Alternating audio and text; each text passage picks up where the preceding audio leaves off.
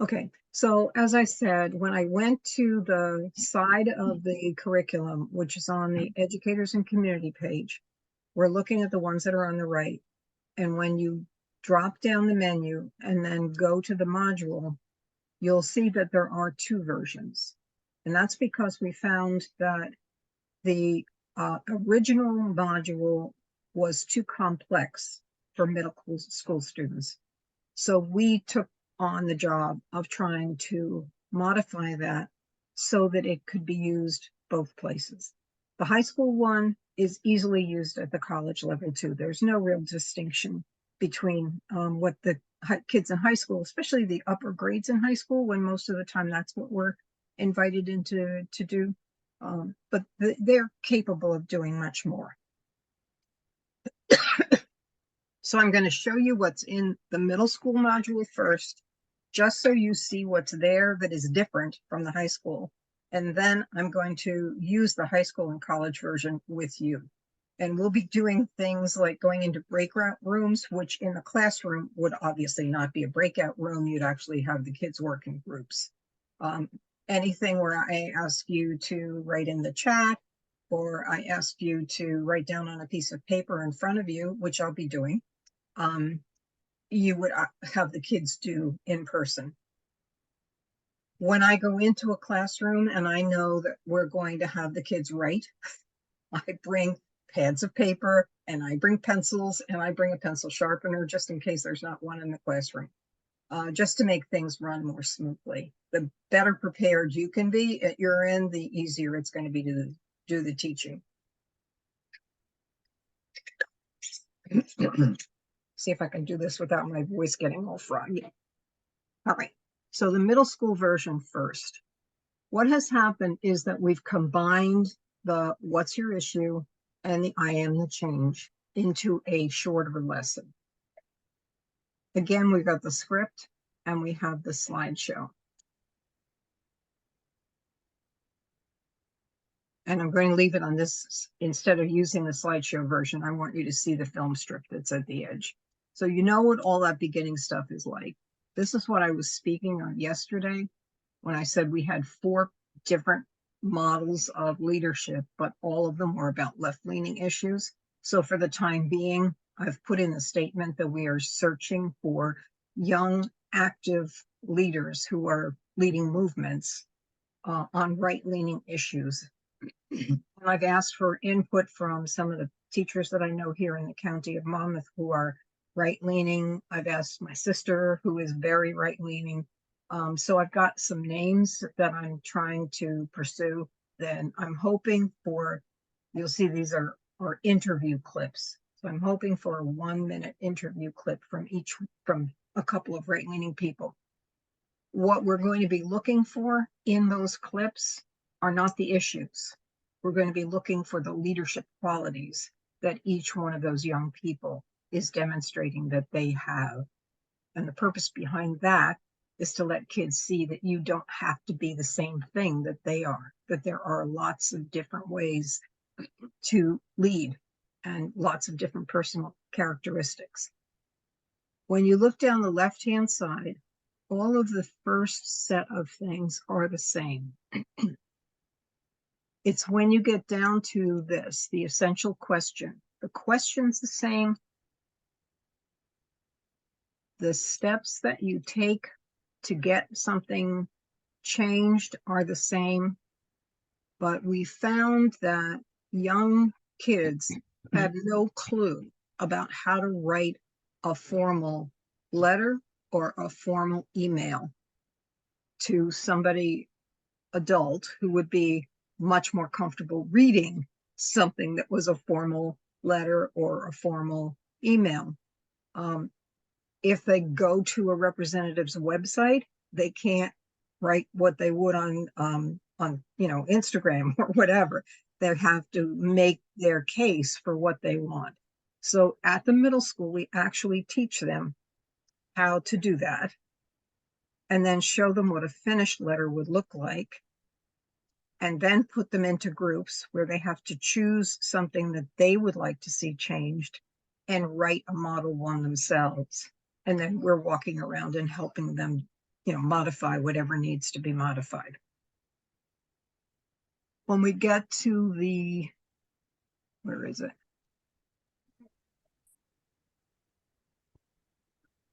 When we get to the high school and college level,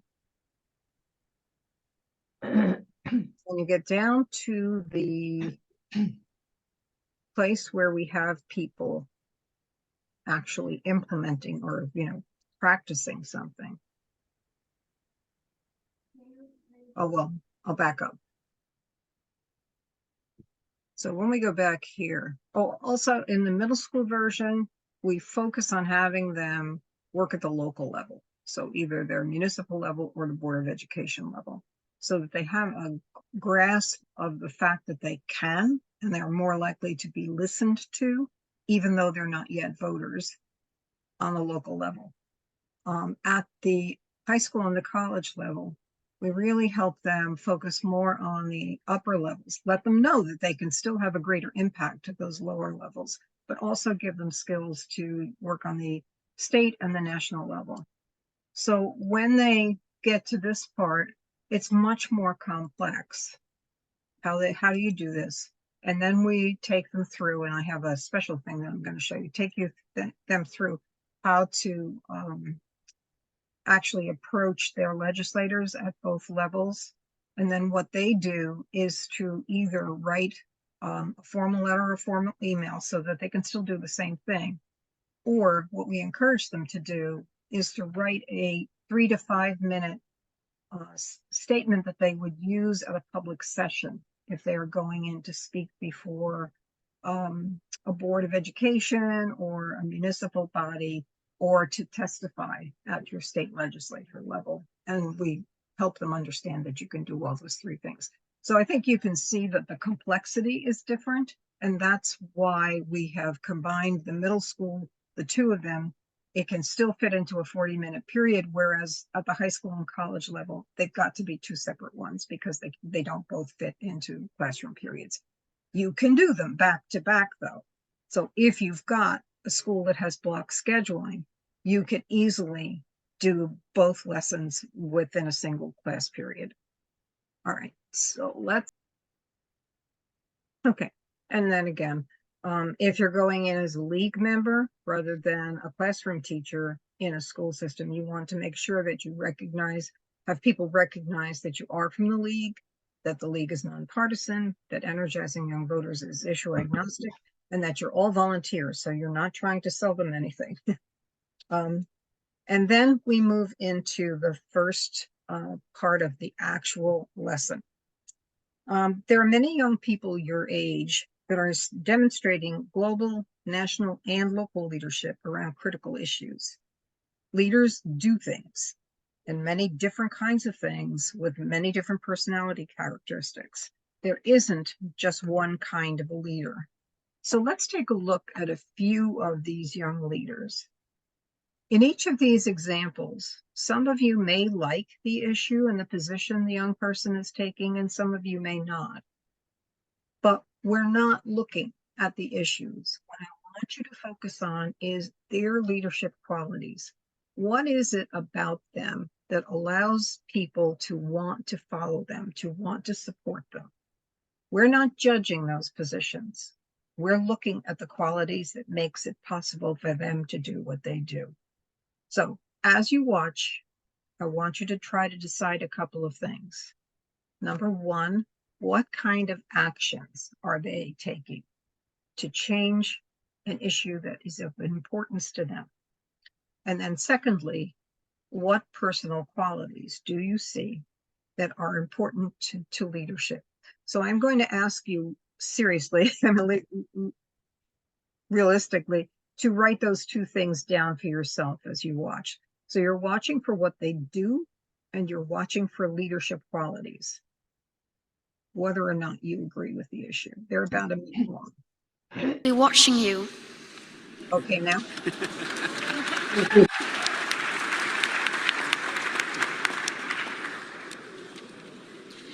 This is all wrong. I shouldn't be up here. I should be back in school on the other side of the ocean. Yet You all come to us young people for hope. How dare you? You have stolen my dreams and my childhood with your empty words, and yet I'm one of the lucky ones. People are suffering, people are dying, entire ecosystems are collapsing. We are in the beginning of a mass extinction, and all you can talk about is money and fairy tales of eternal economic growth. How dare you?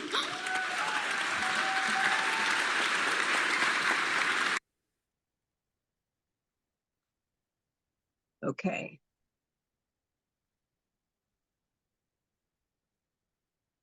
What can she do? What are some leadership qualities that you see? Or personal qualities?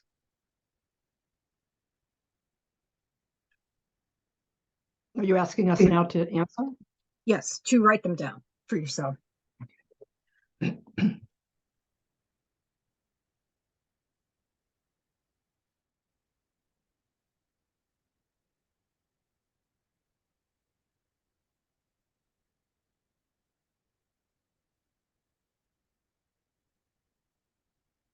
One is David Hogg, same thing. Look for the things he does as well as the leadership and personal qualities that make him a leader.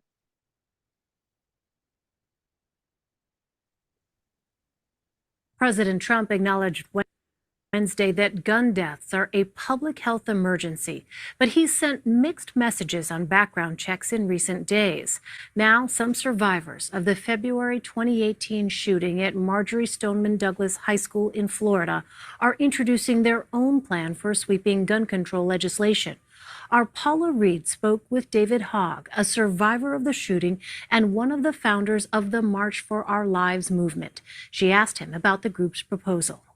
What we're asking for is a gun licensing and registration system with annual licensing fees. What we're asking for is mental health services in our communities to address the 2/3 of gun deaths that are suicides in mainly rural and suburban areas that are never talked about when it comes to gun violence. And making sure that we're able to have a real conversation about making sure that the people that shouldn't have guns in the first place can't get them, and also reducing the overall demand and appeal for weapons and violence in the United States. Okay, what I'm going to do is ask each one of you to share with the rest of us one thing that you noticed about one of those leaders. Eileen, you're in my upper left-hand corner. Would you start? Yes, with Greta, I noticed her passion for what she was speaking of and her challenge to the leaders. And for David, I noticed his clear objectives. Okay, Fran, how about you? Yeah, I was with David, he explained in detail. So it was very clear to the listener. And and to back up what Eileen said, he was very definitive about what he was asking for. He was very clear and he was concise. And then he backed up why he was asking for those actions and to take place. So that's what a leader does. They get to the point and they do the ask from the audience. Hey, Allison, how about you? Yeah, I had, first of all, that they were both willing to speak out, and they were very good speakers. They were invested in, what they were talking about. So it was more that they were willing to put themselves out there. Okay, Piri, how about you? How did Greta get on that stage? She got on that stage by speaking out and finding the right people to speak to.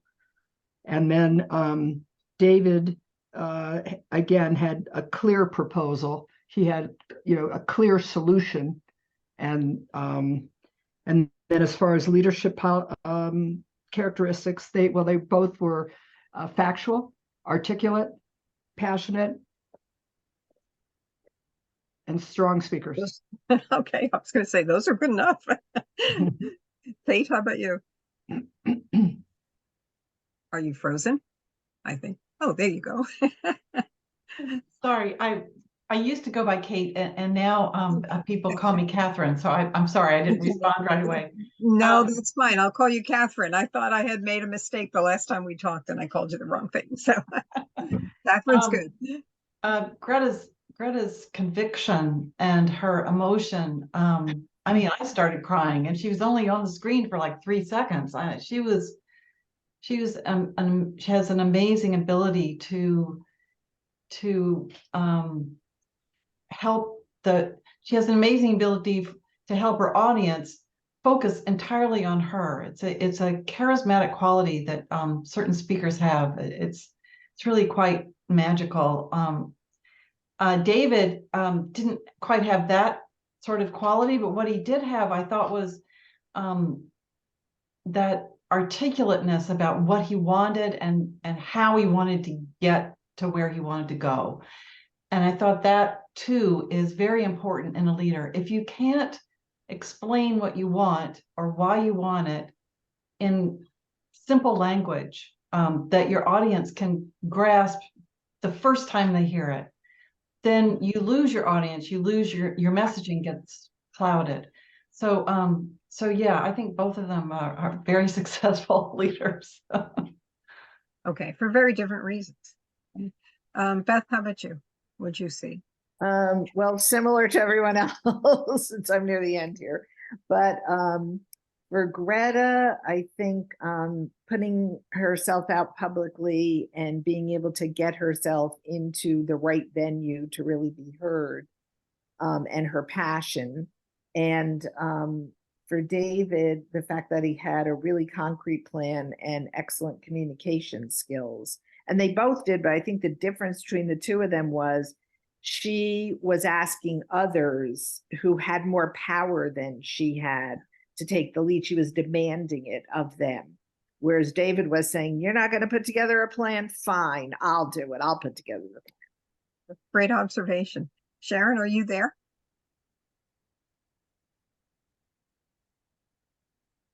Sheila, how about you? I am here. Hi. Hi. Hold on. Guys, can you just quiet for a minute? I really, the first thing that we said, passion for Greta, passion bordering on anger. I mean, she was very angry at the audience she was speaking at. So that I felt her anger as well as her passion. And David, clear, concise, objectives, very articulate, much more coming from a very rational, get it done, common sense point of view. So I agree with everybody else's observations. Okay, really good observations. And when you're working with kids, I wouldn't make any judgments one way or the other. Whatever they offer is fine. That's what they saw in those people.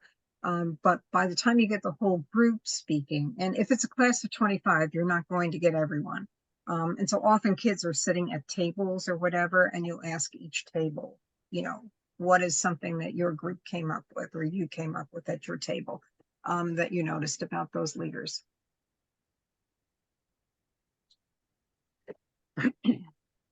So getting back to leadership and to our country has debated its differences since the Constitution was established.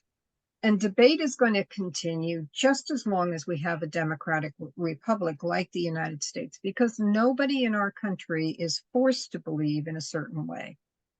And it's our job as citizens to work through our disagreements in order for our country to continue to move towards the more perfect union that we aimed for right back in the beginning. So let's talk first about what's your issue. And here I would like you to share with me just one thing that you care a lot about. And I want to see how many different things we can come up with in the group. So let's start with Tila again, since she was right there. What's one thing you care about, Tila? Hold on. I think one thing we care about is the climate. We'll go with climate change. Okay. Sharon, are you back yet or no? Okay, Beth? The one thing that I'm concerned about is food inequity, like people who don't have food in certain areas. And I'm concerned about technology disparities in certain areas. Great. Beth? You're muted still, Beth.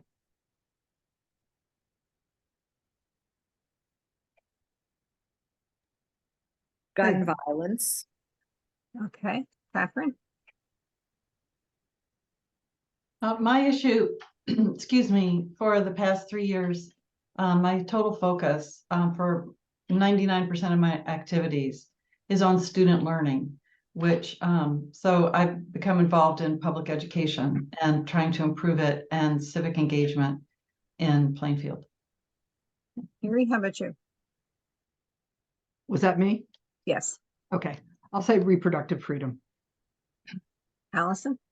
I was gonna say women's rights, and I almost made it to the end without having someone take it.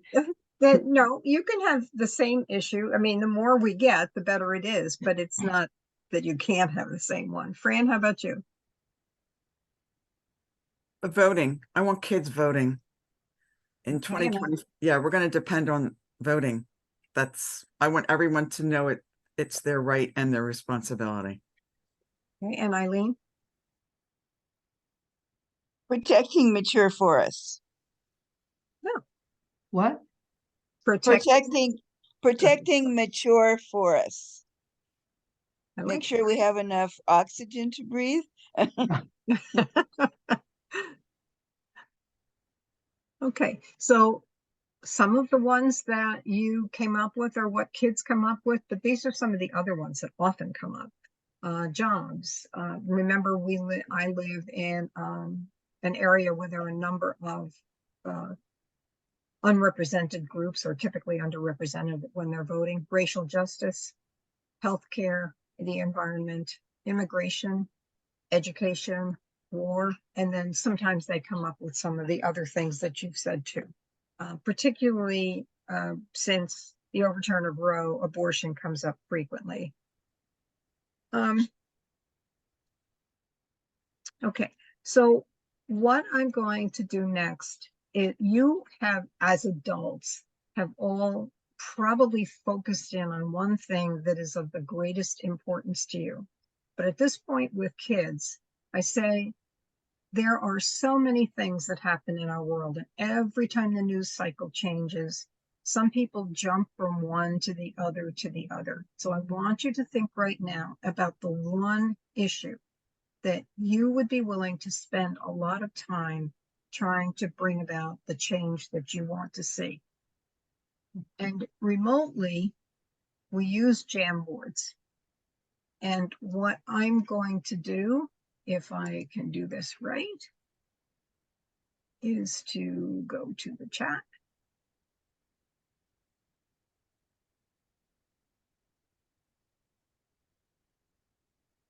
I've lost you again.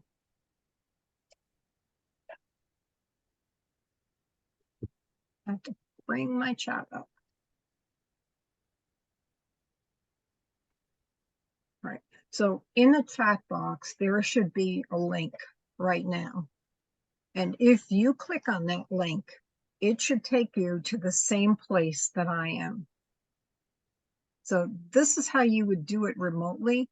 If you're in person, you don't have to go through all of this stuff. You would simply ask kids to take a sticky note, or as I said, sometimes I use those protective sleeves and I stick a piece of white paper in it and give the kids washable markers, and they can write it on the washable markers because that keeps them more engaged.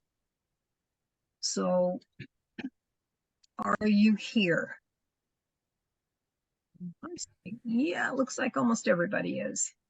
Is anybody having trouble getting there?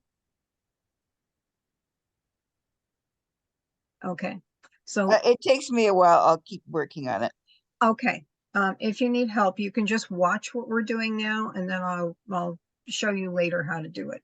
But if you look over at the left-hand side here, if you've never done this before, there are a couple of different things you can do. You can write on it, you can erase on it, you can use a pointer. This is the one that we're going to use right now. It's a sticky note. When you click on it, it's right in the middle. This sticky note will pop up. For fun, you can change the color if you want, and then you can write directly on it.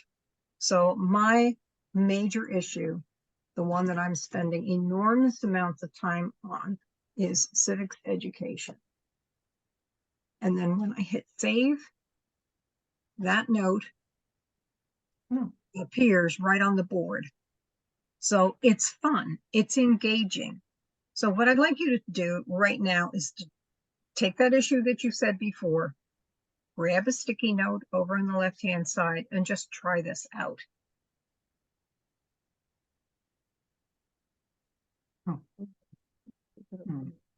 Move your cursor to the bar on the left and click on the middle icon. And then you can change the color if you want, you don't have to. And you just click in the sticky note itself and type in the topic that you care most about. My left-hand side is completely blank. And it says I can only view the document. Does everybody else get the same message? No, I can see I can see the result of what you've done, but I don't understand how to find the sticky note. I see the vertical orange rectangle and I see the circle. And when I press on that, it says Jamboard Home, and I press on it. I get what you have done, but I don't see how I would do it. You don't, do you see at the left-hand side the same bar that I'm seeing? I don't, it's not there. All right, let me try it a different way. I'd be curious to, I mean, I'm very curious about this methodology, saying but I also wonder how We many need people editing actually- rights. That's what I'm going to Kat, do. it said that we need editing rights. Yeah, I'm going to give you editing rights right now. Oh, yeah, it said view only in a little box on the right, I noticed. Yeah. Okay, try the second link that I just put there.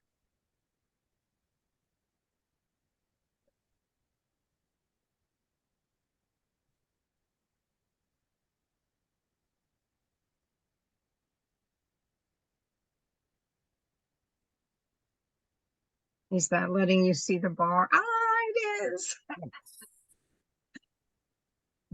But I didn't do that. No, but you can do your own. As All right, long now as which thing did we click on? Oh, the sticky note. the sticky note, which is right in the middle.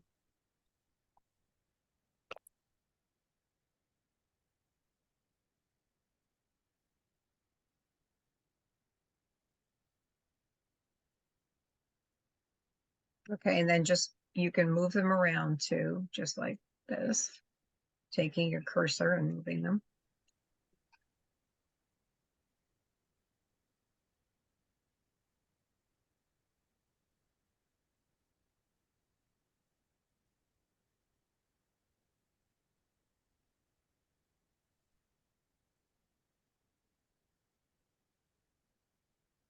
Okay. Everybody still having trouble?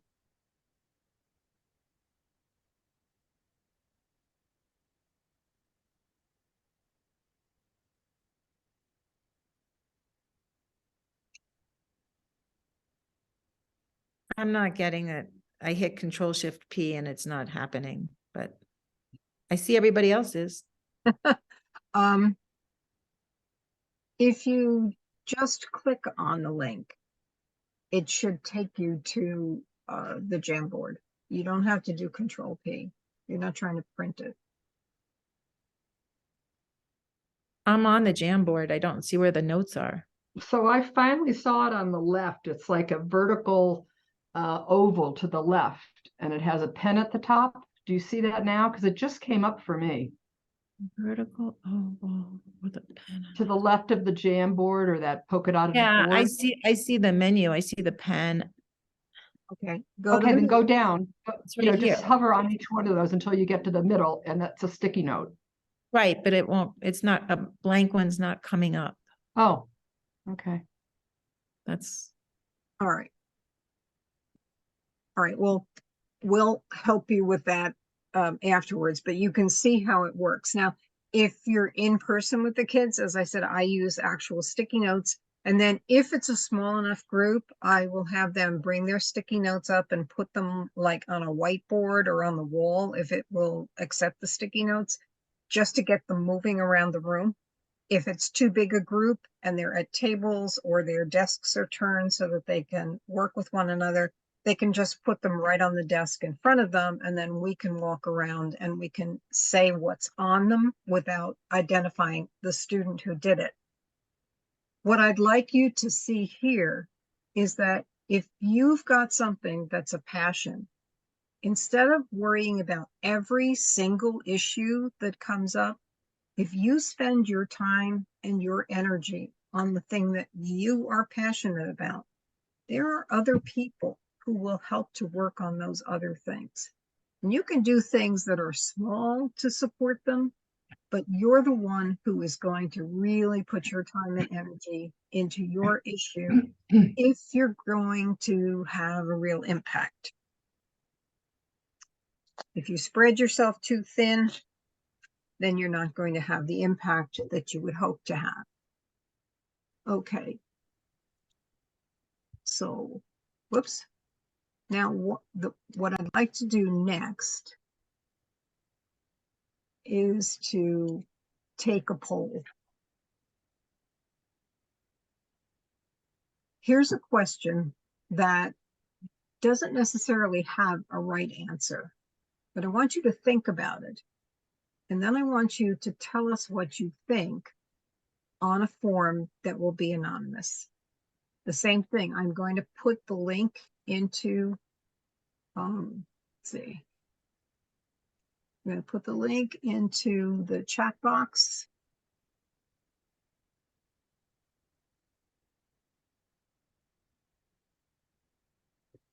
Are we leaving the Jamboard?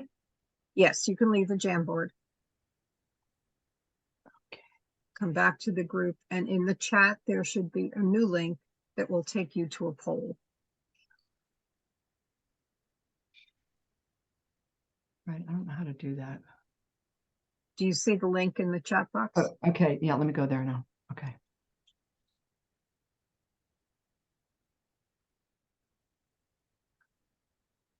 Now, when I'm working with kids, if they're allowed to have phones, I put a QR code on the slide so that they can just use the QR code and go right to this form, which is very engaging for them. So when I'm doing it in person, this is one of the ways.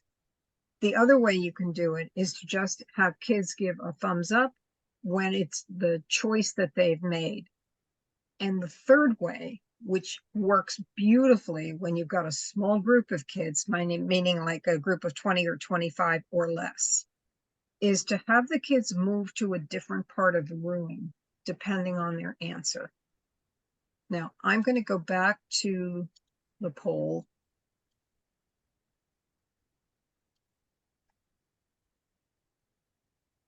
And when you do this remotely, you'll see there's a little pen down in the corner. And if you click on that, you'll see that there are responses. There's a responses tab up at the top. And if you click on that, you'll see what people's answers were. And you can see the proportion. And this is very typical of the responses that we get. Now, I want you to imagine that the yeses are in one corner of the classroom, and the no's are in the opposite corner of the classroom, and the maybes are in the middle.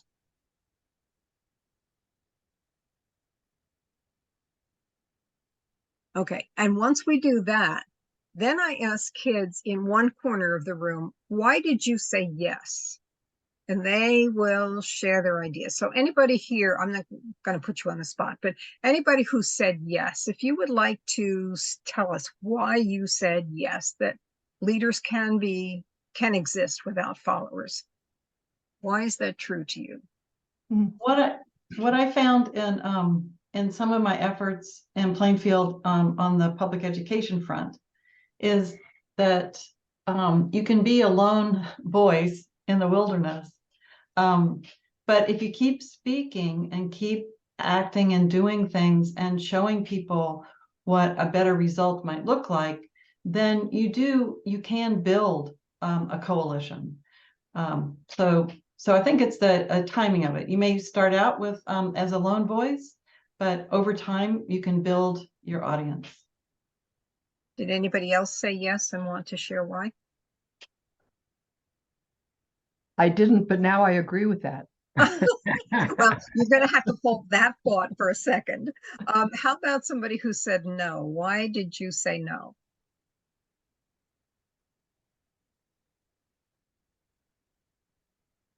I said no because I wanted to, how can change be made if nobody assists the leader? I guess I was kind of in that frame of mind that you may not be a leader, but you can assist a leader. So you can still actuate change if you're not that extrovert. Fran, did you say no too? Did you? Yeah, at first I said no, because I think the instance varies, and a leader has to figure out, pivot, change, redirect, adjust, because the leader needs to be attuned to the needs of the group or the audience. And if no one's following them, they're not in the act of leading. Okay. And so you got to figure it out. How about somebody who was in the middle? What was your reason for being there? This is Eileen. I said maybe because I thought for some of the reasons that were already given, you can build a coalition even if you're the only one. You have, it might take some time to get there. And but yet you do need you need people to come with you. So I was very much caught in the middle of, I couldn't say yes or no. Okay. So if we're in a classroom in the school, after we do this, get one or two answers from each one of the groups, and we say, all right, has anybody had their mind changed because of this discussion? And if so, then you're allowed to move your position right now. And then you'll see kids beginning to say, oh, so one of the good things about that is that it kind of leads into the across the divide lessons, which come next in this series. That if you can listen to try to understand, and if you don't have to change your mind, but if you do change your mind, it's okay. You've learned something from somebody else. So anyway, that's the purpose of doing this. If you're doing it on a poll, you can also, just have kids talk in their small groups about why they said what they said. And then ask them at the end, has anybody changed their minds? And you can give, thumbs up if you did, thumbs down if you didn't, if you're not sure yet if you changed your mind or not. Okay, and then we move on to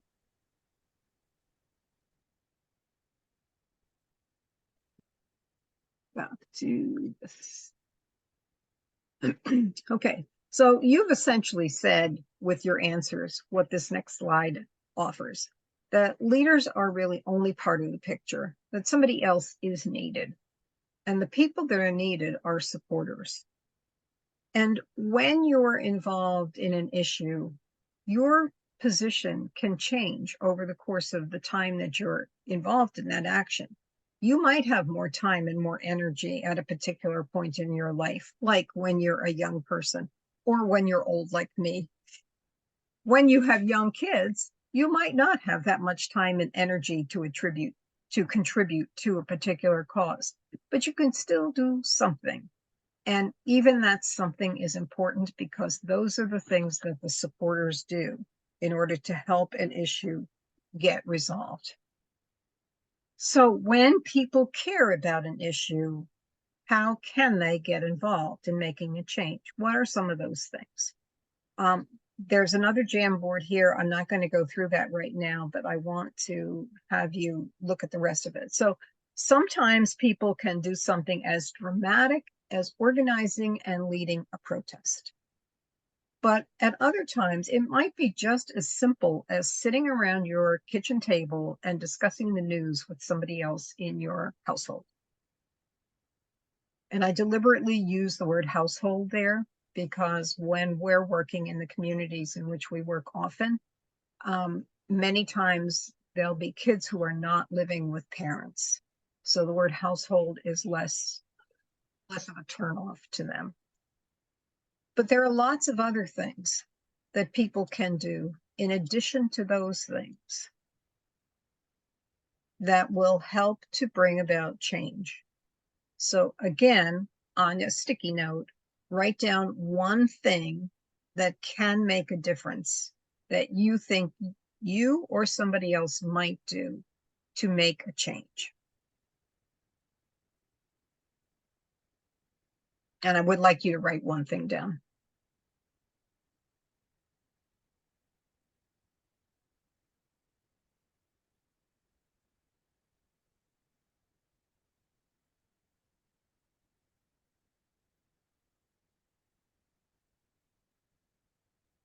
Okay, and then at this point, what I would ask is, there have been a couple of situations. In some instances, the projection equipment in the school will project right onto a whiteboard.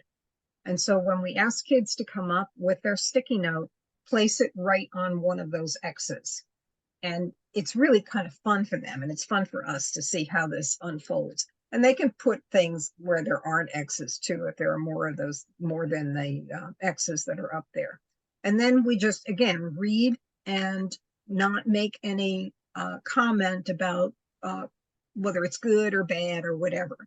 But most of the time, the kids come up with things that are right on spot, from very simple things all the way up through some pretty substantial things. But there'll be things like write a letter to the editor, go out and march in a protest instead of leading it, write a letter to your congressperson, go and testify, all those sorts of things. And so we compliment them on the fact that they know some of these things. And then we ask if nobody has said why this one is probably the most important action that they can take. And then there's a short discussion about that. Okay, so you have an issue. You say you want to make a difference. Where do you start? There are many different levels of government, and each level can respond to exactly that issue that you care about, but in different ways. So you need to start working at the right level for the change that you want to see. Most issues are dealt with on many levels at the same time. Consider the environment, for example. On the national level, laws are passed governing pollution by large interstate corporations, or financial subsidies are given to certain companies or individuals that are working on energy resources. On the state level, and I'm going to change the words that are in here because I want to make them pertinent to New Jersey. There is a controversy because the state is trying to have an agreement in order to allow wind farms off the coast of New Jersey. On the county level, county parks are established, and perhaps they've decided to increase the number of recycling cans. And on the municipal level, and again, this was written before this happened in New Jersey, plastic bags may be banned in businesses. And at the school board level, there might be something like you want to switch from plastic straws to paper straws. All of those things have to do with the environment. So what you need to think about is, what is it exactly that you really want to be able to achieve? And what level of government has control over that objective? Is it the national? Is it the state? Is it the county? The municipal, which means your town or your city, or your school district? Who makes those decisions at each level?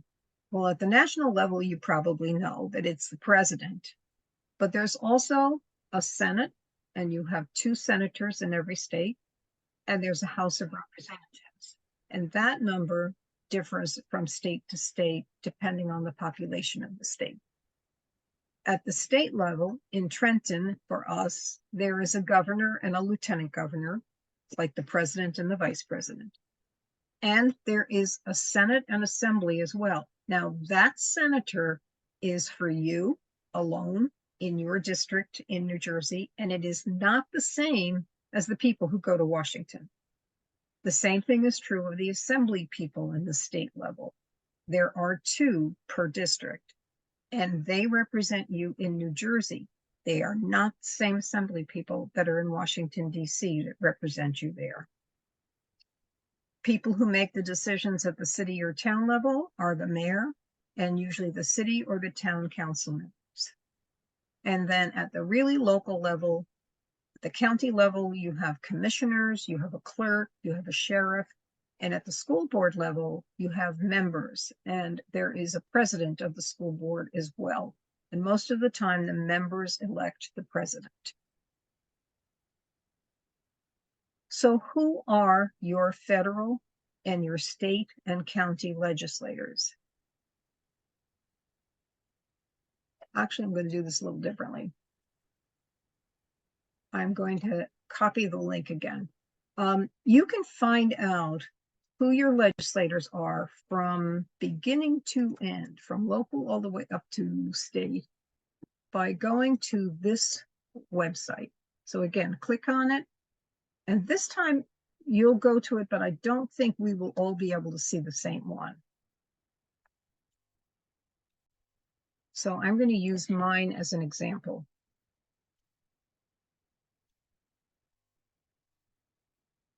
Common Cause is a nonpartisan movement. So it's aligned with the league goals. And in order to find out who your representatives are, how to contact them, know what bills they've introduced, what committees they serve on, who they get their money from, all you need to do is to put in your address. So this is mine. And you submit it, and you can see all the representatives that I have down to the county level.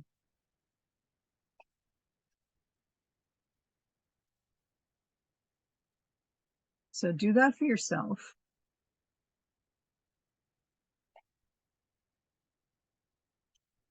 And you can narrow it down by just looking for your federal, state, or local. And then as you click on those, I'm going to do Vingopon.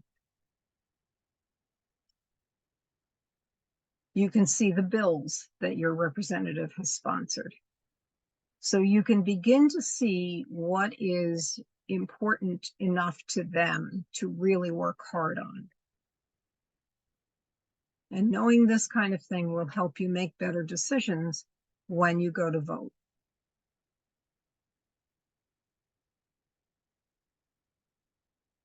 And again, I want to see if I can find the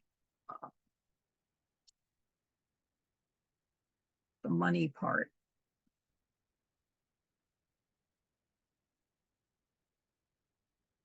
Here's, I went to Menendez, who is my senator in Washington.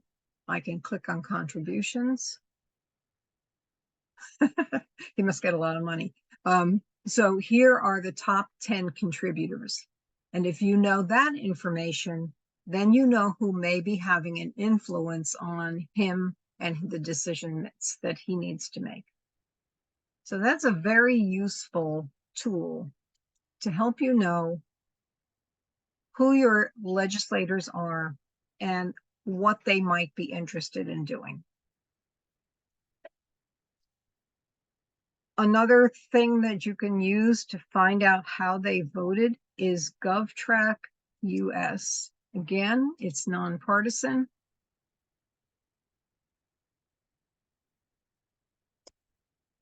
There's the link for it.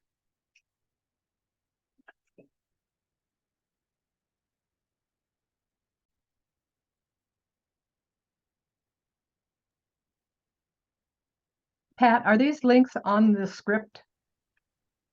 No, they're on the slideshow. Okay, so we see them, we will be. You will be able, when you're using the slideshow, you will be able to click on them and bring them directly to what you're seeing on your screen. If you want the people in the group to also be able to use them, if you're Mhm. doing a Zoom presentation, like to a league or something of that sort, you can do what I just did, put the link into the chat, and then they can click on it and they can find their own representatives and so on. So if you see here, you can find legislation that affects you or that you're interested in. So one of the things that I'm interested in, it's a box, is education. It's loading my options, and then I can find out who is doing what at the federal level. Wow. Bet you never knew that, right? No. And Legiscan is another thing. It is free to register for this. You don't have to pay anything to do it. But it gives you the opportunity to search what's going on in your own state. So I've put New Jersey in.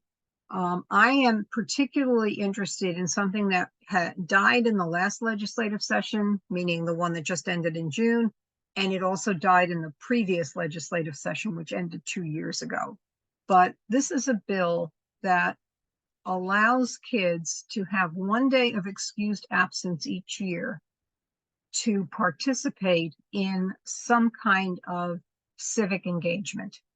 So I've been working really hard to try to get this passed, and we have a legislative committee on the board now, the Young Voters Advisory Board, who is also working on that same thing, as well as 2 other issues that they're particularly concerned about. So you can find out who the sponsors are, you can read the text of it, you can see who's voted which way, you can find the research behind it, you can make comments on that particular issue. So you can see that I made a comment right on the website. There's one of these for every single state. So let's see, we've got Piri here from Colorado. There she is. We have, let's see, we had Montana here yesterday. So they have one as well, and you just have to hit search to get them. So you can find your own thing here. This is a national organization. And again, it is completely nonpartisan. It's just giving you the information. And then the last thing is, how do you hear something on both sides of the same issue? There's an organization called A Starting Point. And again, they're trying very hard to give you a balance on the issue.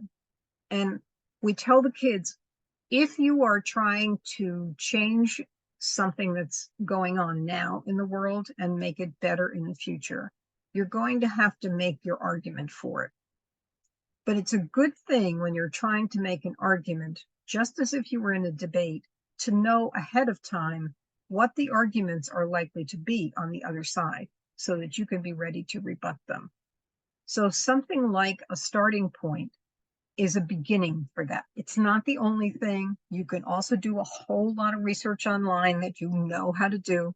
And you can also go to legislators' websites and you can find out what their position is, or go back to any of these. But I'll quickly show you what this is like. Let's see. All right, private student loans. This is one of the most recent topics, and that's not the only thing they do. If you go down on this website page, you can see that there are all kinds of issues that are there. And what A Starting Point does is to find one Republican and one Democrat who have taken a position on that and who were willing to record their position for a starting point in no more than 2 minutes. So this is, should the federal government cancel student loan debt?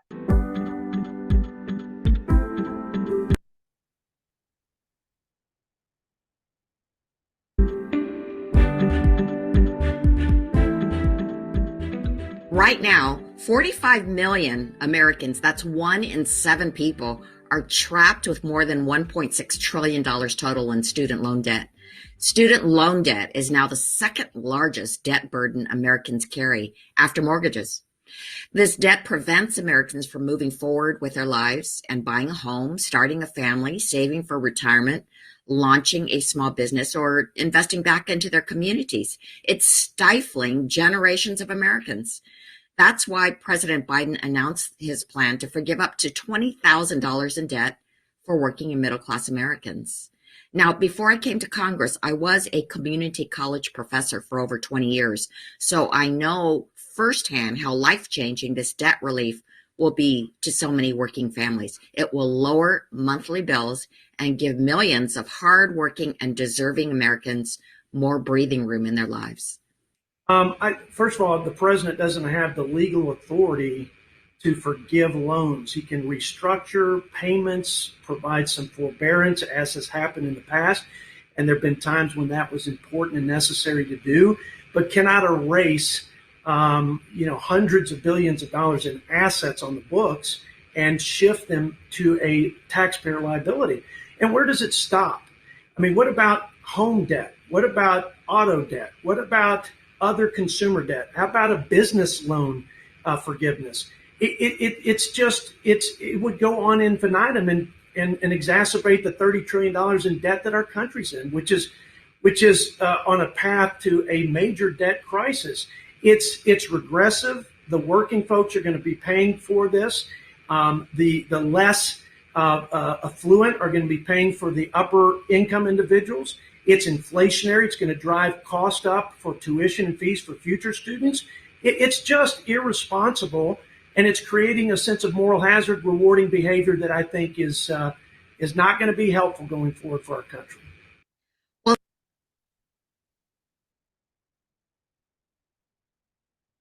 So if you were listening carefully, you can see that there are positions that are pretty strong positions on both sides with pretty good arguments.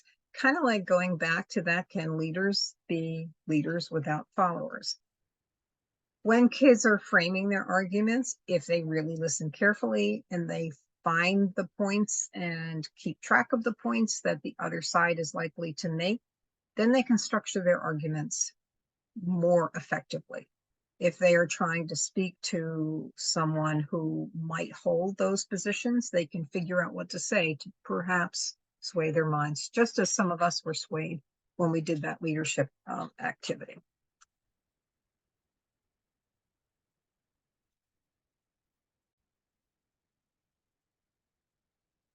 Okay, and then in this particular slide, this is what would be the focus of the middle school one, and we wouldn't go through all of what we just went through for the high school kids.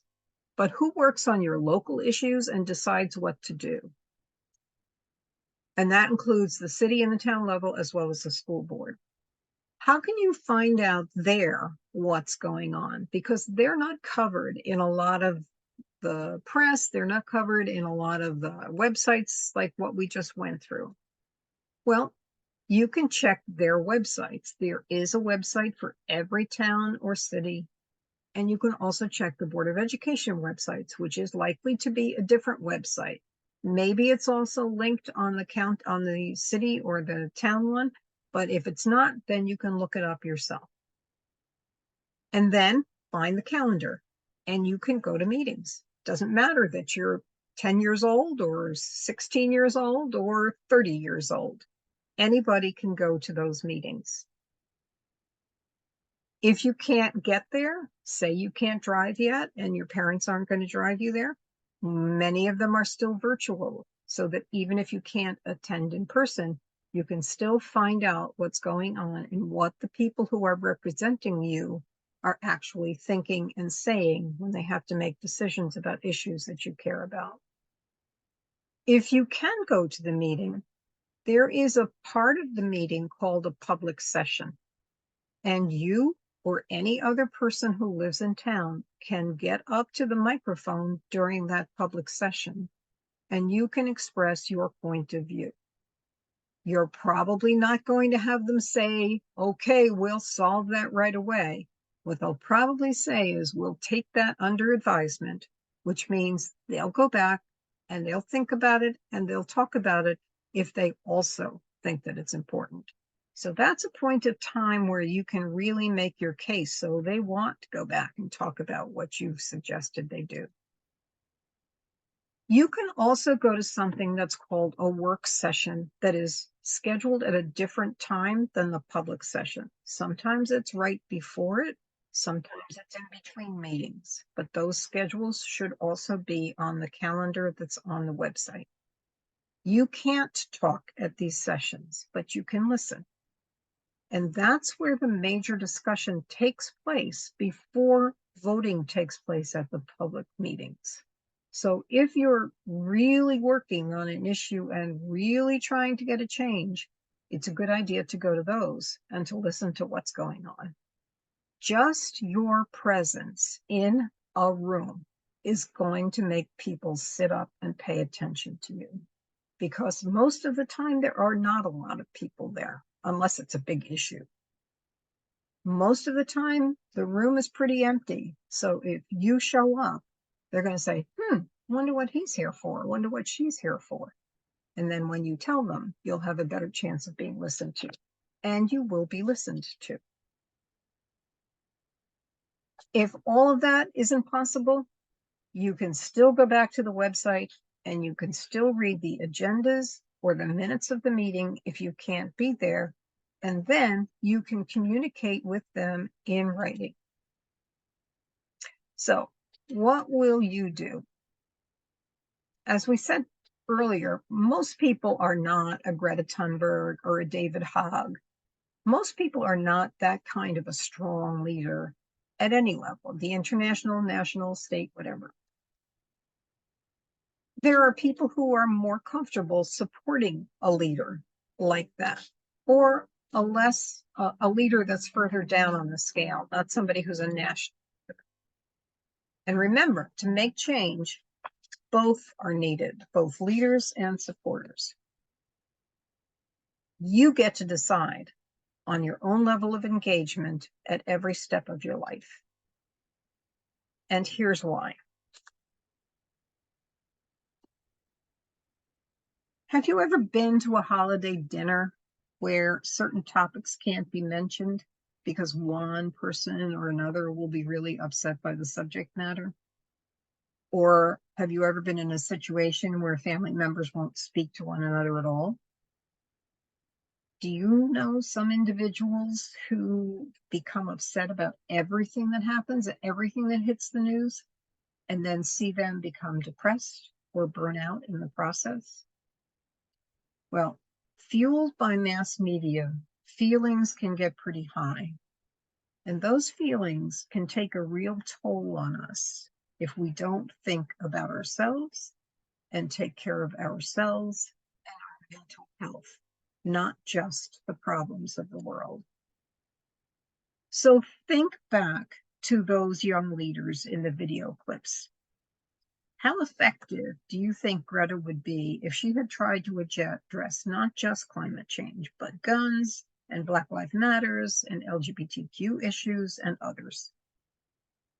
And even when you're a little older, like Jacinda Ardern, the former Prime Minister of New Zealand, you need to take care of your mental health first. When Jacinda Ardern resigned, she said, "I know what this job takes, and I know that I no longer have enough in my tank to do it well." She stepped back because of pressures on herself that were leading to problems for herself. Do you think Greta Thunberg and David Hogg and Ashton Moda and Naomi Osaka and those names will change when we get the new videos there? Do you think they've faced frustration and anger and other emotions that test their well-being? And the answer is usually yes. And do you think they've also experienced great satisfaction and excitement and a feeling of power? And of course, the answer there is yes, too. I'm going to read you some facts about one of the young people that we saw at the beginning, and that was Greta Thunberg.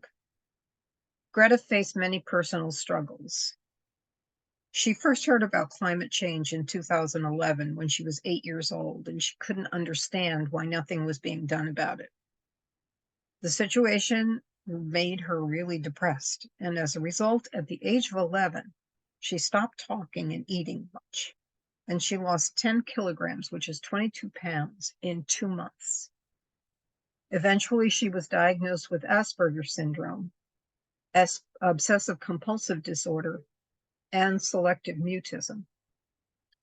In one of her first speeches demanding climate action, Thunberg described the selective mutism aspect of her condition as meaning that she only speaks when necessary. What recent models have Naomi Osaka and Simone Biles been for others when it comes for mental health? And if we're in person, I would ask the kids to actually respond to that.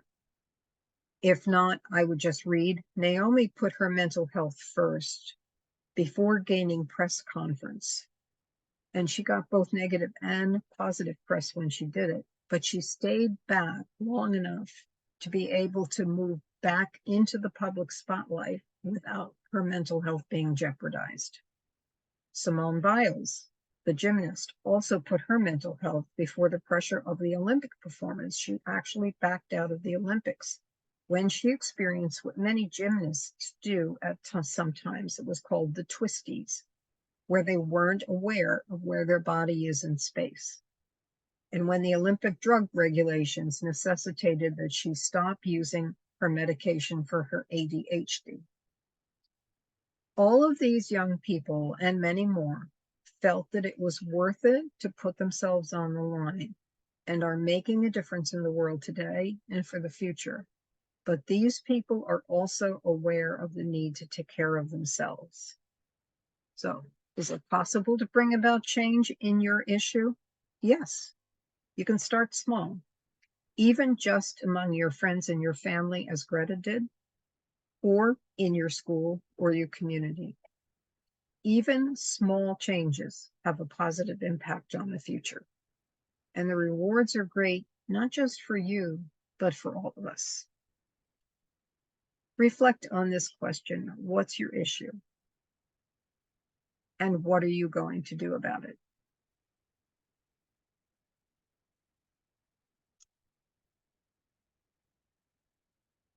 You can make a difference. The question is, will you? And then that QR code leads kids to our website and the ambassador program. And at this point in time, we would stop and see what kind of questions that they had. So I'm going to stop and see what kind of questions you have.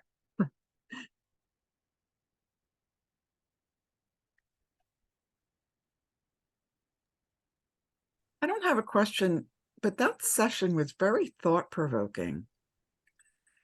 It really would make, hopefully, the kids think about what they're passionate about. What pisses them off? Excuse the expression. What pisses them off? Mm-hmm. And it impacted me, and just to deliver that to them in a fashion, I just think it was very moving. Very moving. I loved it. It's my favorite so far. Oh, thank you for that comment. Anybody else have comments or questions? I would like to make a comment. I was a member of a board about 7-8 years ago. And it got to the point where I had to step back because the lack of cooperation among fellow board members and the administration of the organization or the entity that I was working with, and the personal backbiting and things like that.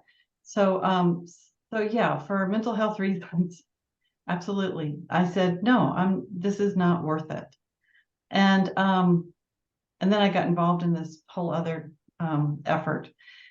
And in my current efforts to not necessarily change people's minds, but although that is part of it, but to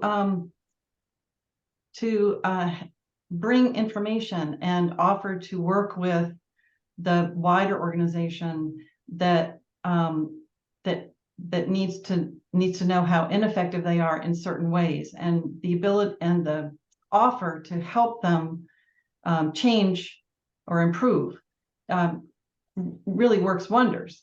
So, so as someone who's looking from the outside in on a situation or an institution, bringing the problem to the people who are in charge, bringing it to their awareness is obviously the first step, but also doing it in a way that doesn't back them into a corner, so that you don't get this backlash of, oh no, we would never consider doing something like that. So it, going back to the young man who from Parkland, who was so clear about and so calm about what he wanted to happen, and he wanted to bring other people in on it. So it's not only deciding what you want to do, but how you want to do it and how you want to approach the opposition, I guess, is the thing. Thank you. Fury? Okay, hi. Hi. I wanted to say that I've also walked away from a position that I had similar things happening, Catherine, but sought another position. And I think it's wonderful that you bring the issue up in the presentation, Pat, and to give an opportunity for maybe, I think when a speaker gives personal experiences are always the most compelling when people are listening to a presenter. So I wouldn't shy away from doing that. I may not give the particulars, but just, find another place. Don't think because you went one place and they didn't listen to you, that there won't be other people that will listen to you.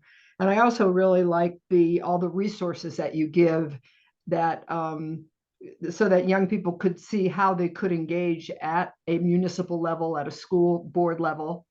And so I just am really excited about, sharing that. Thank you. We go to the, whoops, you don't want to see that. You want to see this. When we go back and we look at I Am the Change, which is the follow-up one, and we do the drop down, and you get there, you'll see that there's still middle school and high school. This is just a duplicate of what's in the first module, so that a teacher can go to either one of the links and get the whole program that's for middle school. But we're going to the high school and college. When you look at the film strip section down the side, you'll see that there are slides that look very familiar to what we did before. If you have not taught what's your issue, those things will kind of create the setting for what comes next. But this is where you would begin if you had already taught the what's your issue. So the next important question is, okay, now you know what your issue is. How do you decide how to exercise that power and really create change in society, whether that's as a leader or as a follower? Well, we need to take civic action.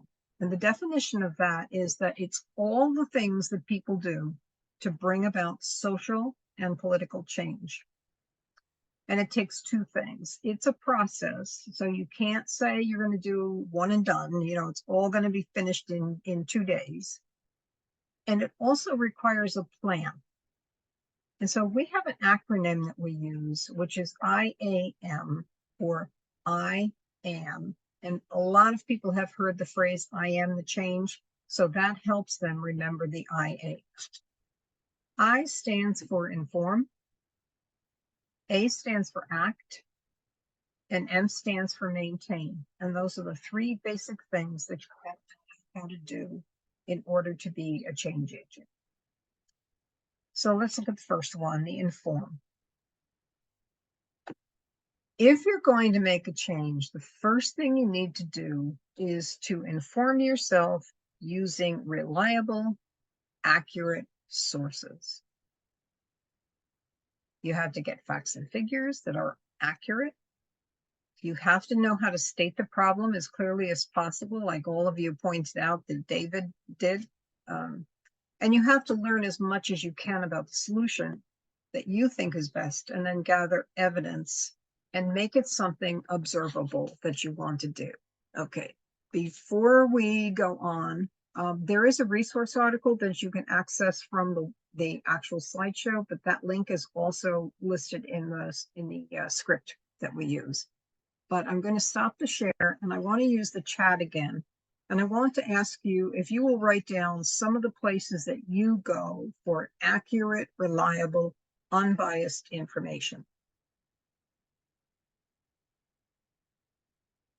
Say to you, because we're going to go on to something that I absolutely love.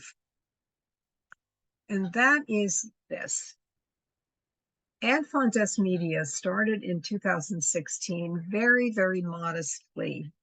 And it was their goal to be a very solid resource for people to go to in order to find accurate, unbiased information if they wanted that, or to identify where their sources found on different, on the bias side or the accuracy side, in an effort to help people generally, but teachers in particularly, to steer their students in a way that allowed them to understand not only the importance of it, but how to judge whether or not something was accurate and unbiased. So they created this chart with a very few resources to begin with, and very few sources listed.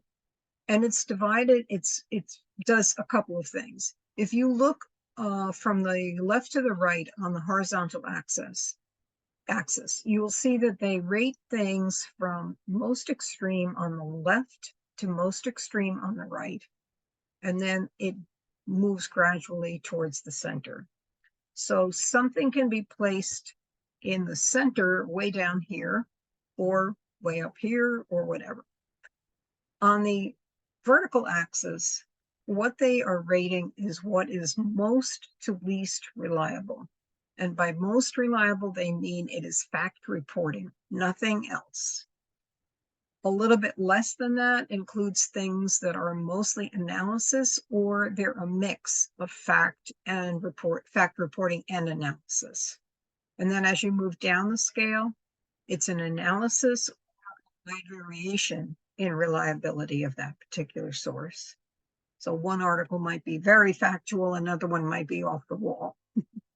And then as you move on down, you can see until you get to the bottom where the sources that are listed down there contains inaccurate or fabricated information. The boxes around each section help you determine where things fall in terms of that reliability. I blew up just the top section here so that you could see it more clearly and you could at least see the logos. So take a look at what you said you go to and see where it falls. You don't have to say it aloud, just take a look at it.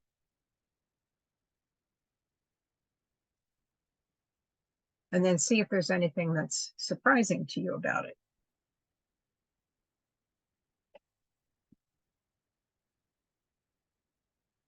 And then see if you are getting your information from only one side, or if you are getting balanced information.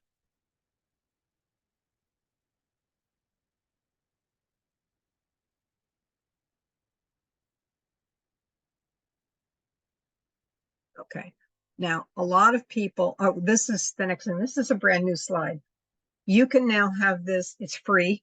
It used to be that they charged you for a license, but now it's free. So if you use your phone right now, you can actually download the app and you can have this at your fingertips if you want it. So I'll leave that up for just a session. But one of the things that we were always asked in the beginning before people knew about this source was, how do you know that this unbiased allegedly source is truly unbiased? And Ad Fontes Media has gone to quite great extent to try to help people understand how they make the judgments that they make. They have people hired, and you can apply to be one of these people if you want to be. They have people hired to be readers, and you have to identify yourself as either left-leaning or right-leaning or centrist. And they have one of each leaning on a team. And each team is provided with 10 articles from a particular source. And they each read every article, and then they get together and they have to analyze each, and they have to come to an agreement among the three of them about where to place that particular source. There are updates to that every single month. So over the course of time, if you see that something has remained in the same place over several months of time, you can be pretty sure that it's placed pretty accurately.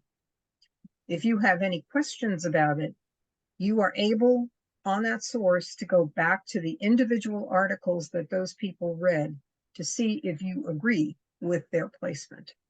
So they've done as careful a job as they can to make it transparent so that people are less concerned about whether the article is biased or unbiased or accurate or inaccurate. The people are trained to do that. It's not like they're just, plunked down with an article. Oh, come on, go backwards. But at any rate, it is really a valuable resource. And one of the things that we tell the kids is that it really is important to look at these things first if you're trying to make a good argument, and base your argument on accurate information. But it's just as important, and this is why that article is there, bias is not always bad. It's just as important to know what people on the extreme left, who tend to read stuff that is down here, and the extreme right, who tend to get their information from here, are thinking, so that you can challenge, you're ready to challenge or rebut the arguments that they might make with accurate information. Doesn't mean that you're going to convince them, but it does mean that at least you have an answer when they come up with something and you're not caught off guard. So all of these things are used to help kids figure out how they can get the information that they need to make a good argument for what they want to change. Okay, and then the next thing is they have to learn how to target their issue. Remember how you said that David Hogg was just really clear about exactly what he wanted to see? Well, we're going to try to do that again. So I'm just giving this to you right now as an example. So mine was that I wanted civic learning and civic engagement to be a part of every child's education. Well, that sounds lovely, but it's not going to get me anywhere. It looks beautiful on a chart. Every school should teach civics. But when we get to look at it more carefully, what am I talking about when I talk about schools? And when I say should, who's going to make them? And when I say teach, what's going to be taught? And when I say civics, why bother? What's the reason for that? So we're going to use a Jamboard, and I'll finish this example. We're going to use a Jamboard, and I'm going to ask you to try to take your particular issue and state something specific that you want to see, something observable, so you'll know when it's done. And it doesn't have to be a big thing. It can be a little thing. And then break it down, like each word that you come up with. How do we need to be more specific on that so we have a really observable goal that we can judge when it's done? So when I say schools, what level am I talking about? I need to define that. Am I talking about elementary, middle, high school? So I need to decide. When we're talking about should, who's going to make me do it? And in my case, I thought, well, the Department of Education can mandate courses and they can create state standards that have to be met for graduation. So maybe that's where I should start. And when I talk about teach, how am I going to do that? Should it be part of another course or should it be a standalone? And when I say civics, what do I mean? Do I mean just talking about the 3 different branches of government? Is it just content or is it going to include skills? And what I really want is knowledge of how our government works at all levels. I want them to understand the importance of voting and how to do it. And I want them to have the skills so they know how to influence policy and practice at all levels.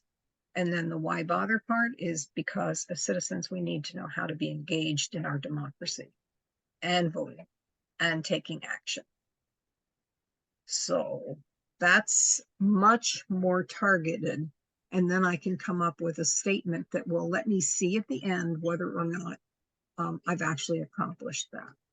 So here's the link. Stop sharing. Go back to the chat box.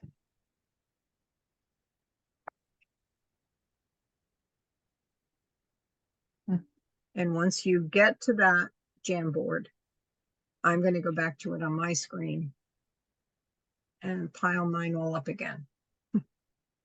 And I want you to write down specifically what you think you want to see and then analyze each one of those words. And we're not going to take a lot of time on this, but I want you to have the idea of trying to get it targeted so that you know exactly what you're looking for. Because we're not on that slide again, what were the 3 key words? Going right back.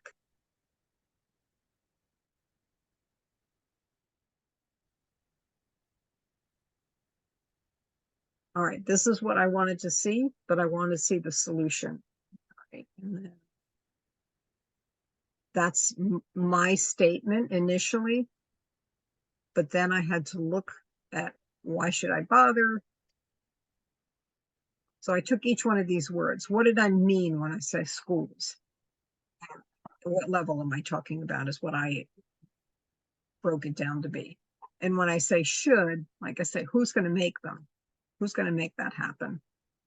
And when I say teach, how? Should it be part of another course, standalone? Because then I can define it more clearly. And then when I say civics, what does that actually mean? Is it just the old book knowledge or is there more that I want? What's the content and what's the skills? And then the why bother is just an answer for me. One of my professors used to say to me when I was working on my doctorate, so what? You know, everything I come up with, so what? Why is that important? What makes it worth putting your time and energy into that?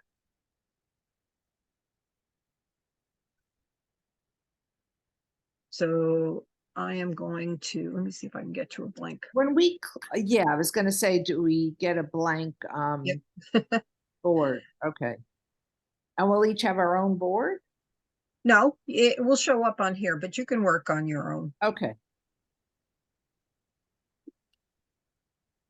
So you want to make it targeted and observable.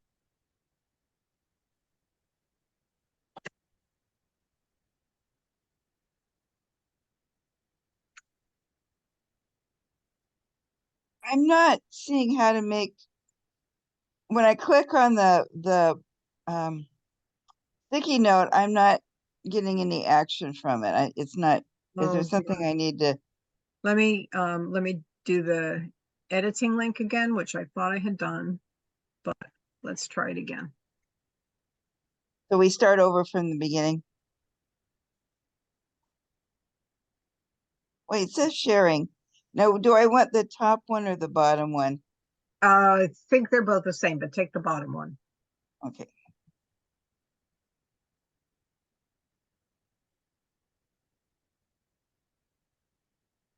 Yeah, I see yours back again. I'm not seeing clear one. Oh, hang on, let me see. Do you see a clear one now? No. Should I Well, try again? That's very strange. I'll try again.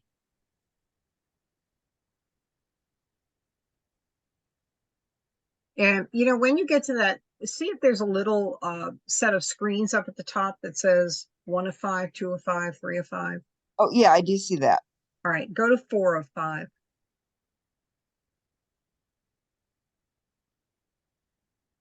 Do you have a blank screen? I'm trying to get to 4. Yes, now I have a blank All screen. right. I have to get rid of that.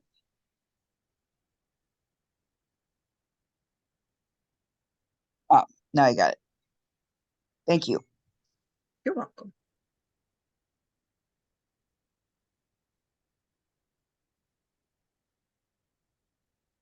Good. Now, what do you mean by protect? What do you mean by mature forests? Okay, so that's what I went at now. So how do I add that to it? Is that still a sticky note? Yes.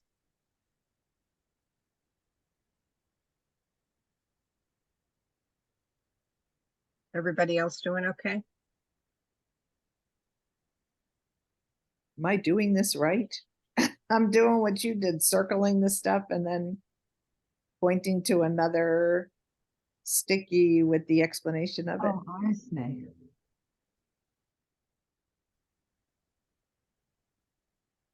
Okay, I don't see yours on any of the screens. Are you, if you look up at the top, are you on screen 4 of 5 or not? Who are you talking to? Whoever just, oh, there we go. Somebody else just. Oh, that was also connected with that. When you're looking at your screen now, if you're not on 4 of 5, what are you on?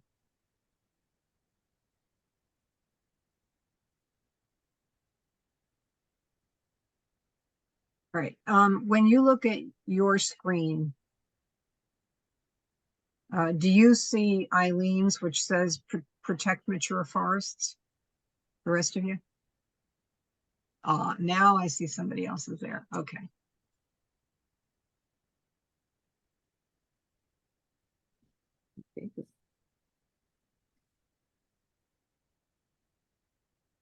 How do I get my text to be bigger? Oh, Just take the box, pull it in the corner. oh, Did you see what I just did? yeah. And it got a little too big. Well, that's all right. Click it and push it back in. Okay, that's it. All right, I'm going to move this one just so that all the forests are together here.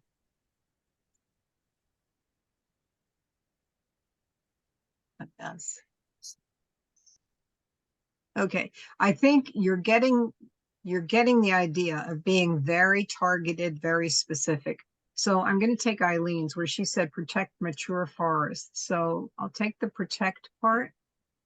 And that means she wants to cancel DNR sales in her county. When she talks about mature forests, she's talking about the ones in her county. And Eileen, I need an education, but you don't have to give it to me right now. When she taught, whoops, sorry about that.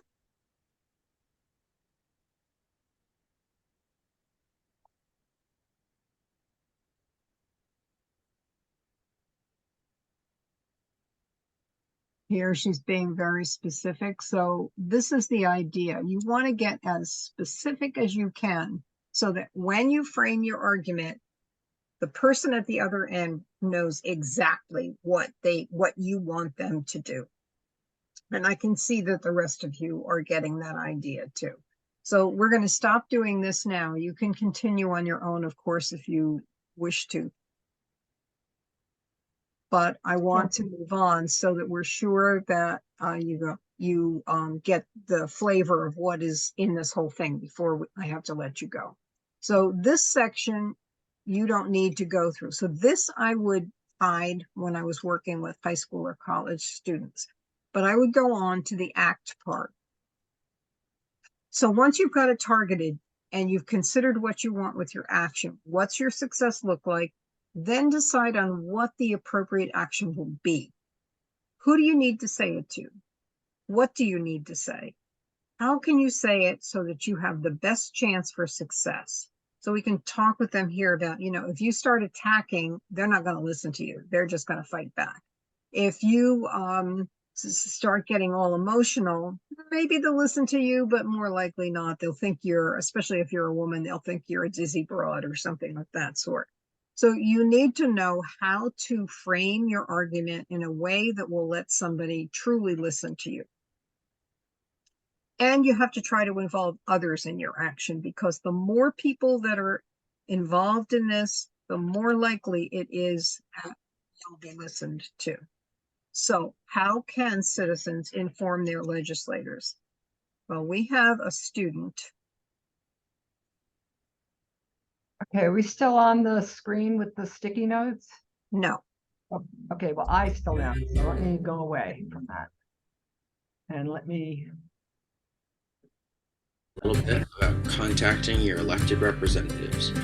The first thing you need to do is find out who your representatives are. To do that, there's a lot of great websites online, like the one at Common Cause, where you can type in your address or even just your zip code, and they'll tell you all your representatives in the government, whether that be the president all the way down to your local railroad commissioner.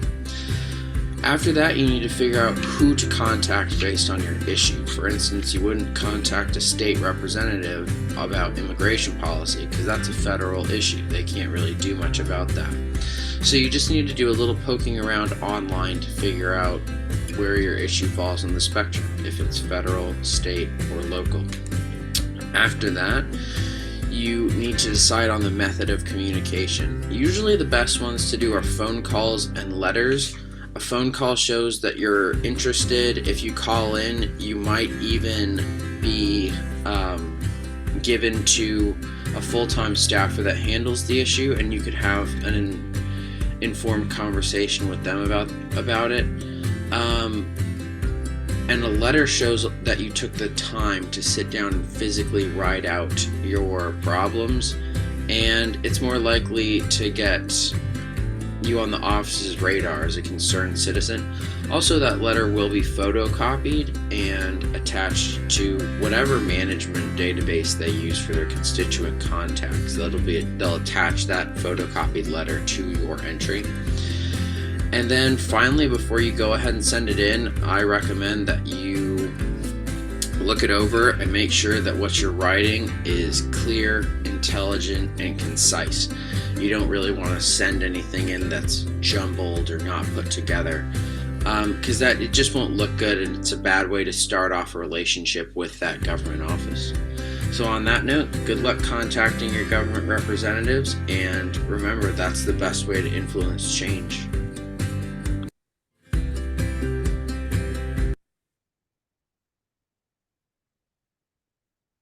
So when the kids see another kid telling them this, they are much more likely to listen than they do to me. So I use that regularly.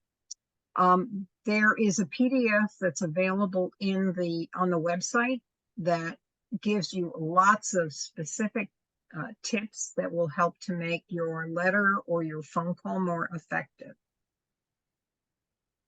And then how to find your legislator is the same thing that was at the end of the what's your issue. But in case they didn't get that, they can also look up who the legislator is that they want to send their letter to or make their phone call to. And you can point out to them that the phone number is right there, and that if they're going to write to their legislator, there's often a link that allows them to write the email right then and there. I strongly recommend to them that they first write the letter or the email or the phone script out using a Google Doc or a Word document. Because if you just type it directly into the legislator's website's email connection, it disappears and you don't have a copy of what you sent to them. So if you write it first and then copy and paste it into the legislator's website, you will know what you said and you'll be able to build from there. Now, if we have lots of time, we also talk about the fact that they can actually write something like this to testify, whether it's at a public session for a more local issue that they want addressed, or they can actually go and testify in front of our state legislature without any, I mean, it's not a big deal. You can actually go down there and testify. You just need to know how, what the schedule is, and that you can find out on Legiscan, which is what I told you before. So, communication is important. And at this point in time, what I would have the kids in the classroom do is to sit down and actually write. They write individually first, give them about 3 or 4 minutes to get started. And then they get together with in a pair, so a friend of theirs, and they exchange what they've written. And once they make the exchange, they read that, and then they talk to one another about one thing that they think is outstanding or that is really going to be impactful in what the other person wrote, and one question that they have about something. This isn't clear, or how might you say this so that the legislator doesn't get angry at what you're saying? So they're giving positive feedback and constructive feedback to one another. And then anybody who's brave enough is allowed to share it with the group as a whole. And usually you'll get 1 or 2 people who might be willing to do that. The next step is going to see how a bill is actually passed in the legislature. But we have a company called Connect for Education that made a pilot for us of a digital learning module. The woman who is the CEO is more than willing to have this piloted. So if you plan to use this and you like what I'm going to show you, you can contact me and I will see if we can arrange to have you use that as a pilot. Like if you're going into a school district, that is what's probably the most likely. It would be less likely if you're going to use it with a league member. But if you're going into a school and you've got a good established relationship with them, just take a look at this.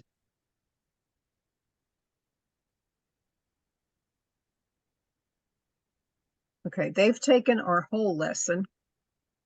Welcome to this digital learning experience presented by League of Women Voters, Energizing Young Voters. This course is called Fighting for Change. Okay, and now if you go to the upper left, the whole index will come down, and all of these are the things that we have already gone through. So there's the media bias chart, and he explains, and it's a mechanical voice, so there might be a little bit of weird sound in it, but it's not too bad. And it also tells them how to use the interactive chart, gives them some practice, and then there are specific interactive. Share your answer. Select answers to the question on the screen. So they're to pick out things that are the most reliable and accurate. I didn't answer it. All right, I'm going to say Reuters because I know that's right. So how did you do? Some bias is inevitable. While it's okay to read and watch news that leans slightly left or slightly right, hopefully you'll balance what you view by getting information from both sides. When you are trying to make change, it is important to use the most reliable sources and the least biased sources possible to support your goal. Okay. And now what I'm going to do is to go down to the part that is 3 slides for us on creating a bill, getting it voted on, and enacting it. See what you think of this. Remember, you can influence the outcome by staying vocal. You need to make sure you communicate. Contact your representative to sponsor your bill. Your legislator will research the issue and come back with an answer. If the representative disagrees, then you go back to the drawing board to do more research and try a different approach. If the legislator agrees with your proposal, the 2 of you move forward. The legislator agrees with your proposal. Now what? Your legislator will now find sponsors for the bill. A committee is assigned to your bill and it goes up for debate. And you can see that in the red box, each time one of these things comes up, it tells the kids what they specifically can do to help make things happen at that level. During all of this, you stay vocal and encouraging. Prepare testimony. Provide questions. Write letters to news editors. Attend hearings. Wear buttons, stickers, and t-shirts. You get the idea. So, the bill makes it out of committee. Now what? When the committee has approved or amended the bill, it goes back to the Senate or General Assembly for the second reading. After this, it is up to the Senate President or Assembly Speaker to schedule a debate and vote on the bill. Then a vote is taken. Bills at the federal and state level have to be approved in both chambers, the House and the Senate. Bill approval requirements at the state level vary. Sometimes the bill is submitted in only one chamber. It goes through the whole process in that chamber. If it started in the House and passes, it now goes to the Senate for the same process there. If it started in the Senate, it now goes to the House. Sometimes similar but not identical bills are submitted to both chambers at the same time. If there are two versions of the bill, the differences between them need to be ironed out in a conference committee. Once it passes both chambers, you're almost at the finish line. While the bill is on the floor, you can provide talking points or draft and distribute a very brief floor letter outlining your key points. Keep an eye on things and use pressure when and where needed. You can nudge if action is dragging. Yay! It passed both chambers, so now it's a law. Right? Not quite yet. Here's what may happen. The president or governor may sign the bill. Hooray! It's a law. The president or governor may veto the bill. Read what can happen if it's vetoed. And this explains what a veto is. Or the president or governor can do nothing. At the federal level, if the president doesn't sign the bill, it doesn't become law. In some states, it becomes a law. In others, it dies. And this expands it so that you can, oh, well, that's interesting. I got to look at that one. At any rate, that was supposed to go to a page that shows you state by state what happens when the governor pockets a veto. If you do not get your wish, you still have the power. Communicate publicly. Organize a demonstration. Send letters to the editors or run press releases. Select the Maintain sign to continue. Our last step, maintain, means keep an eye on things and use pressure when and where needed. You can nudge using ResistBot if action is dragging. Once the action is accomplished, that is not the end of the story. You will need to follow up to make sure the action was effective. If it was effective, be sure to thank everyone who helped. If your action was not effective, you will need to go back to informing yourself why and determining the next action. Don't give up. Remember, civic action is a process. Okay. So I'm just going to flip through these slides real quickly so you can see what it looks like if you use the slides instead. And then this is the maintain. And it does, you can go back to causes.com to check to see what's going on in your representative's ballpark. You can also use something called ResistBot.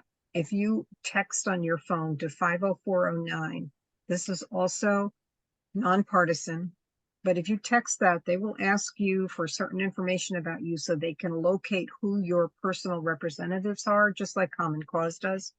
And then when there's an issue you want to talk about to one of those representatives, you text that number again, you type in the word resist, and then up will come the names of your representatives. You choose the person to whom you want to talk or, communicate, and then you write what you want to say to them, and they will take care of sending it to them.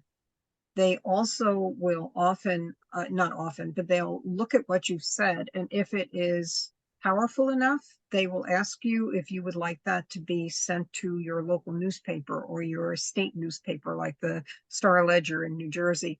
And you can say yes or no. It's not something that you have to do, but it's a really interesting technology tool to help make sure that we can maintain the achievements that we've had. So, and then we summarize. You decide. Same thing that was in the what's your issue on? Remember, most people fall somewhere in between being a really strong leader and someone who is more comfortable supporting, but they're both needed. You decide on your own level of engagement, and then there's a quick review. At the informed stage, you get the facts and figures, state the problem clearly, and state the solution you want to see clearly. What do you need to say? Who needs to hear it? And how will you say it? That's where you implement writing a phone script, writing a public statement for a public meeting, writing a letter, or writing formal email. And then what's the observable thing you want to see? And once you get that, how do you keep it? How do you make sure that you don't lose ground? Is it being implemented the way you thought it was going to be based on what you worked for? If not, you go back to the drawing board. So be the change you want to see. This sound is very quiet, but this was one of our first young board members, so listen carefully.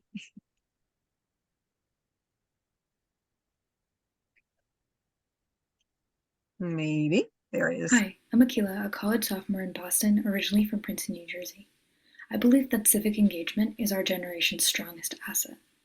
Over the past decade, we've led several movements on a variety of topics, and I truly believe that expanding that focus to understand the importance of having our voices heard through voting is the next step. Joining Energizing Young Voters to develop curriculum and raise awareness within the local community was my way of acting on this belief. What's yours?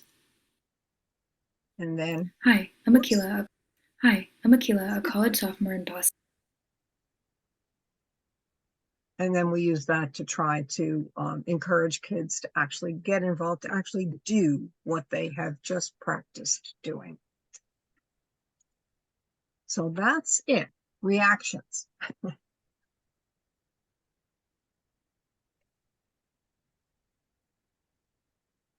I like the way the presentation guided the viewers, the students, that there is a process and there are steps that need to be followed so that you're effective and hopefully successful. And if you're not, tweak, go back. And that's just a wonderful behavior with problem solving. So I think it's very giving the kids the opportunity to see that there's a process. I love that. You know, we hear kids say, oh, I'm not voting. I don't like anybody. Change never happens. I think this nicely, I don't want to use it, counteracts, but shows them you can make change. Yep. Follow this. I like that.